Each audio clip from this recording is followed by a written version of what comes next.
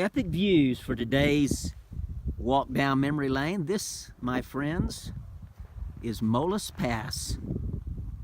EPA certified the cleanest air in America, and that's no joke.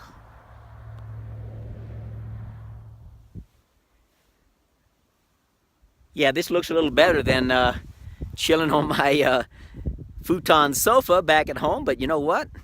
I love it, man. It's cold out here. I have 3 layers on, 2 big jackets, and I'm gonna go into how I got back into racing while giving you some epic views. Okay, in 1993, after several years of just running about 4 or 5 miles a day and playing a lot of pickup basketball, focusing on my teaching and coaching, one of my former middle school students challenged me to a local 5K race. Now, I accepted the challenge, even though I had not raced or run anything really fast for years, since 1989 Houston Marathon. So in 1993, I went to a local 5K, and believe it or not, I actually won the 5K in 15:45. That's just over 5-minute miles. I think it's around 5:05.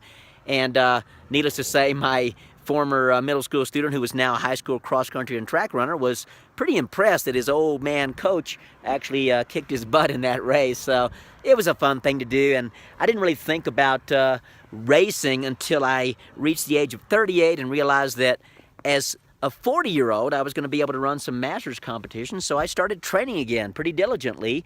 And at that particular time, I had moved up to a high school English teacher and cross-country coach and B-team basketball coach. So I was still doing a lot in the way of coaching in addition to my full schedule of teaching English classes. But I started putting in 10 to 15 miles a day as I did in the old days. And at the age of 38, had a fairly successful run at the Chicago Marathon. Actually, I was 39 then. 39, I ran 2:36 at the Chicago Marathon, 1997. October of 97. Then I went to the London Marathon. Didn't have a great race. It was my last race before turning 40. I was around 2:43 at the London Marathon. Had a great time over there. Went with my buddy Jerry Lawson, incredible former American record holder, 2:08 at the Chicago Marathon back in 96. So yeah, it was fun to spend some time with Jerry, and it was my first trip ever to England. Saw the renovated Globe Theater and ran with the Mohawk. One of these days I'll pull up that picture and show you how goofy I looked. So anyway, 2:36 at Chicago. I realized that maybe if I could run near that time the next year at Chicago in my first race as a master, I would do pretty well, maybe top 10 as a master. And sure enough, I ran 2:37 at the Chicago Marathon in 1998, October of 98, not long after I turned 40. And 2:37 placed me 10th at the Chicago Marathon among masters. There were some really good masters back then.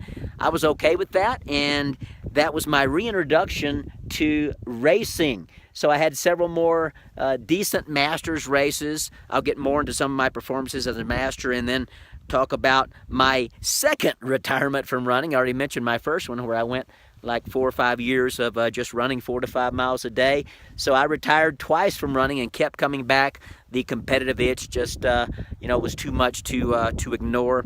Every time I retired and came back, though, I noticed that I had a little less of a pain threshold. I couldn't push myself in races as I once did. You guys getting these epic views? So maybe if I'd kept running instead of taking those years off, maybe I would have had some fantastic times as masters. I don't know. 2020 hindsight is always excellent, right? So I'll give you some more epic views before I close for the day. I went grocery shopping in Durango, and I thought you guys would love a view of Molas Pass. 10,910 feet. I don't know if you can see that sign way behind me, but that's what it says. Look at that. Epic. And I washed my Jeep. It's been a long time, but I needed to get an oil change and my tires rotated, so I thought I'd give it a bath beforehand. Way behind me is Kendall Mountain. I'm only about 7 miles, 6.5 miles from my house, actually. I've actually run this route a few times from my house up to Molas Pass and back down. It's a wonderful run. 550 is a beautiful highway, and there isn't that much traffic, so I never feel in danger when I'm running on this particular road. Cheers.